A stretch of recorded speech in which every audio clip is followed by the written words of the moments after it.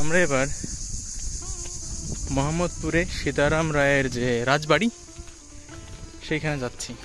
তো মূল যে বাড়ির ফটক, সেই ফটকের সামনের অংশতে সোজা কথা উঠানে আসলে এখন প্রাইমারি স্কুল হয়েছে, ওদিকটা বন্ধ, তাই আমরা পেছনের সাইড দিয়ে আসলাম।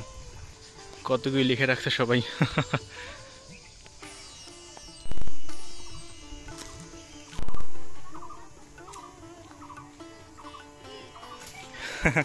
এখানে সব দার্শনিক বাক্য লেখা।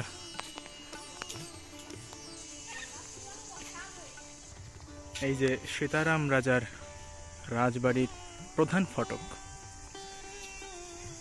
এটার যে উঠান সেখানে এখন প্রাইমারি স্কুল, কালীপদ রায় চৌধুরী সরকারি প্রাথমিক বিদ্যালয়।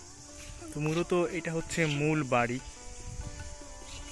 আর ওখানে একটা মঠ টাইপেরই কিছু একটা আছে, মন্দির অথবা ওরকম কোনো কিছু। তো মোটামুটি আগেকার দিনের যে রাজবাড়িগুলো সেগুলোর স্ট্রাকচার মোটামুটি সব জায়গায় সেম, কোনো স্পেশাল পরিবর্তন নেই। আটকানো আছে, আচ্ছা। তো তালা মারা, কিছু করার নেই, তো এখান থেকে দেখতে হবে। তো সামনে যে বারান্দা দেখতে পাচ্ছি, অ্যাজ ইউজুয়াল যেমন থাকে আগেকার জমিদার বাড়িগুলো, খুপড়ি, ওই যে তেলের প্রদীপ রাখার জন্য জায়গা। তো মূলত এটা হচ্ছে একটা চারকোনা বাড়ি, চারপাশেই বারান্দা থাকে, মাঝখানে উঠোন থাকে যেমনটা হয়। তবে মোটামুটি এই বাড়িটা এখনও ওয়েল স্ট্রাকচার্ড, এখনও কিন্তু সব খসে পড়েনি। তাছাড়া বাইরের অংশটা যা বুঝতে পারছি যে পরিষ্কার পরিচ্ছন্ন করে রাখে। তো আমরা মোটামুটি এই অবধি আসতে পারি, তার ভিতরে আর যেতে পারছি না। এখানে অন্ধকার দেখা যাচ্ছে না, এটা একটা গম্বুজ আকৃতির, দেখি লাইট জ্বালাই দেখা যায় কিনা। এই যে, তো গম্বুজ আকৃতির তৈরি করা এই উপরের সিলিংটা মোটামুটি এরকম, একটু জানালা দিয়ে উঁকি মারি।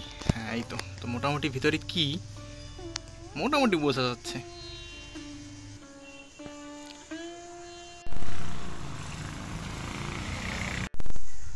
এটা হচ্ছে সাইকাস গাছ।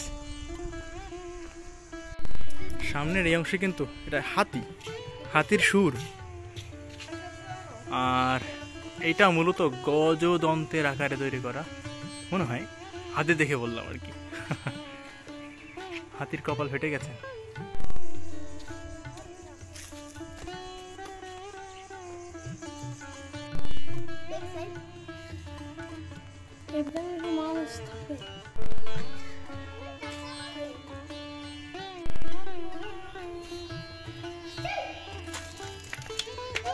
এটা আটকানো, হ্যাঁ, বাচ্চারা ঢোকার জন্য এখানে রড বাঁকা করে রাখছে।